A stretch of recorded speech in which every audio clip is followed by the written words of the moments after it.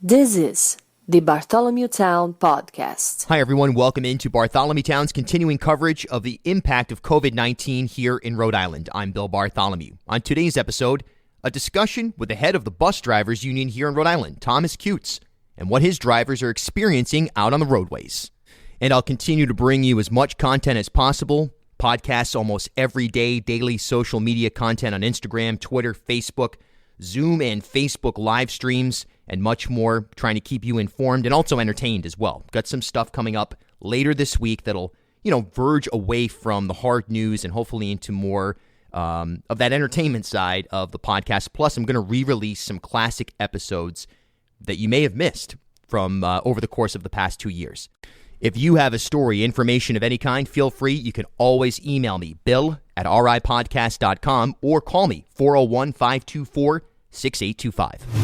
Let's get right to it. I mean, what are your drivers experiencing out there on the roads right now, inside the bus, in terms of inside the facilities, whether it's, just a bus stop or if it's the Kennedy Plaza experience itself?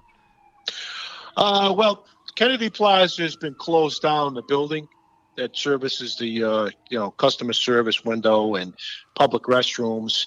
But it's still open to our people to use the restroom. So that's a secure place for us.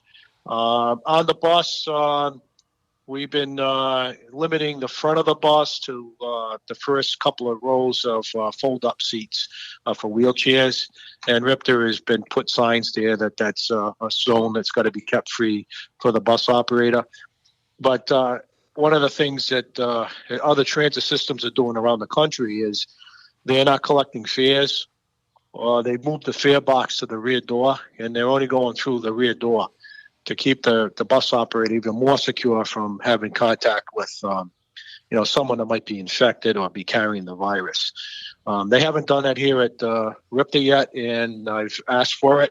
But as to this point, they're still going through the front door, and that's a concern of ours. Is that a capacity question, or what could possibly be the reason? Right now, it's probably got to do with, most likely it's the law. The ADA laws are very encompassing as far as, people with disabilities.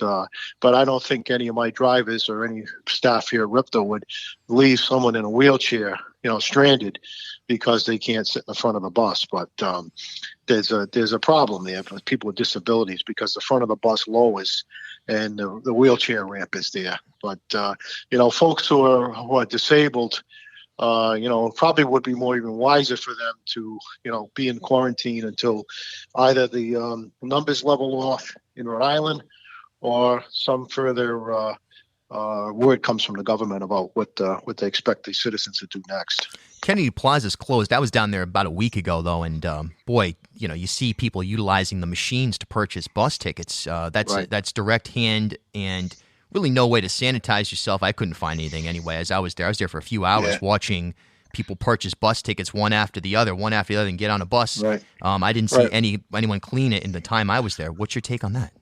Well, I know they have extra staff that is down there today.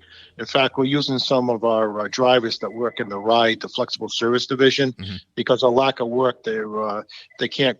There's no work for a lot of them, so they're being employed to assist our utility department in keeping things sanitized around the property and on buses. And we're appreciative of the fact that everybody's getting a paycheck here right now. Yep. What would you say is the biggest challenge that you face overall right now, your membership? Is it a matter of the public not having an awareness that you're a vulnerable workforce, or is it something that's a specific danger that's happening right now?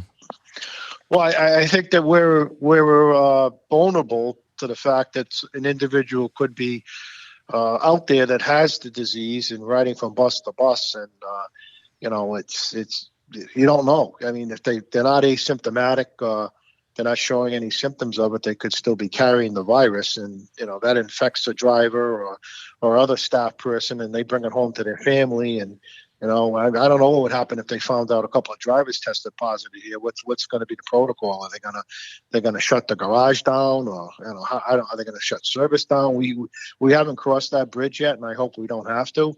because RIPT is a lifeline for many people, including those who work in the hospitals and transportation and have to get out, have to get to work, have to get to their jobs because their jobs are essential. So right now we carry normally about 59 to 60,000 people a day.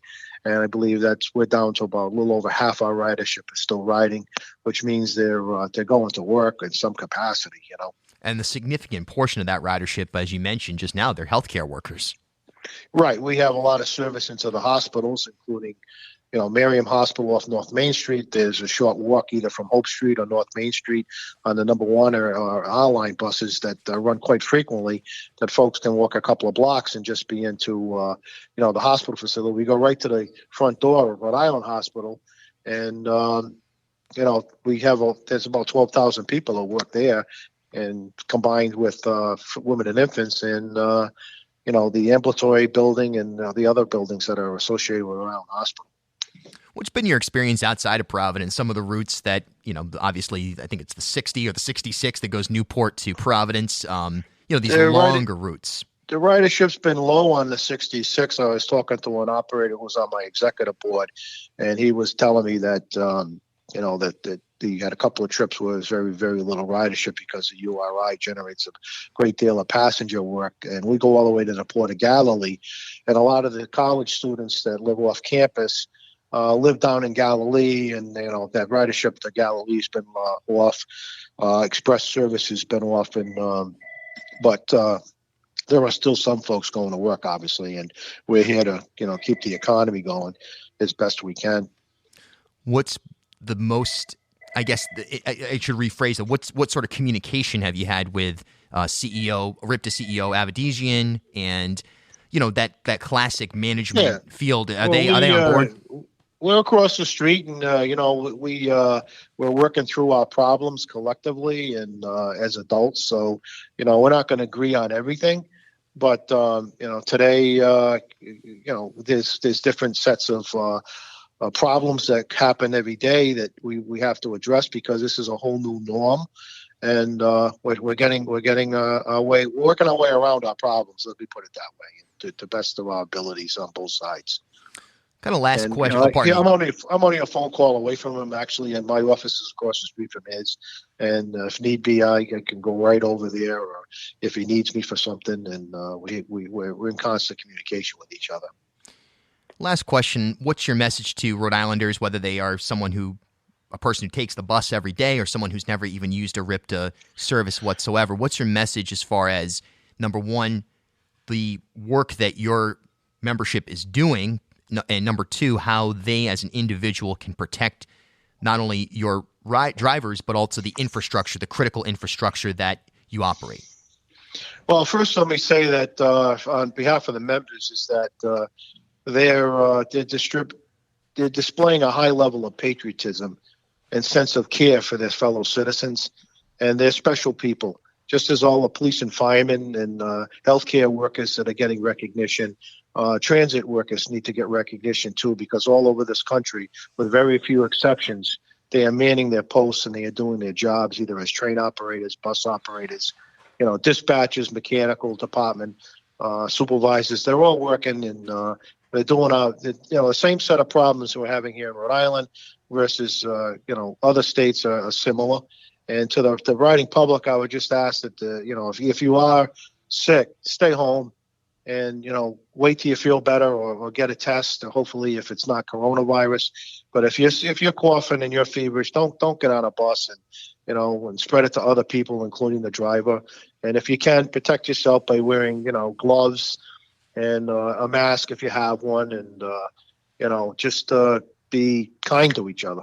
You think this will sort of provide an awakening to how critical public transportation is to any infrastructure societally, particularly here in Rhode Island, where, all of a sudden, you're out there. And I agree, it is highly American, highly patriotic to be operating the bus system right now. And I give you a ton of credit, and people should lump you into that same category as other people who are fighting the good fight right now. But do you think people, when this is all said and done, I guess this is esoterical, really, this question, but people will say, wow, you know what, bus drivers, that fits into our critical infrastructure the same way that our police, fire, our dams, our internet, whatever it may be. Do you think people have that understanding after this event?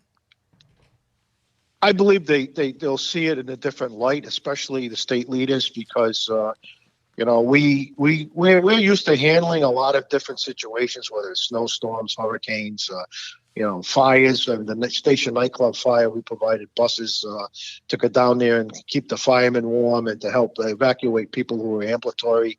And we're always here, and it's important that it gets taken care of and supported by the public, that we have a vibrant and successful and efficient public transit system, which, we get the ground basis for have a great system here. And I believe that in the future, folks will look at this time and remember that RIPTA was part of the solution, not the problem. And we were there when a time of need, when the fellow citizens needed us. My members of ATU 618 stood up and put themselves at great risk to help their fellow man. This is the Bartholomew Town Podcast. At HealthSource RI for Employers, we provide access to health insurance to more than 1,100 local businesses and nonprofits, and 96% of them renew through us every year. Maybe it's our choice of 19 different health plans, our 10 years of customizing solutions, or our one local team of dedicated experts helping employers find quality health insurance. See how our numbers stack up for you. Learn more at healthsourceri.com/employers.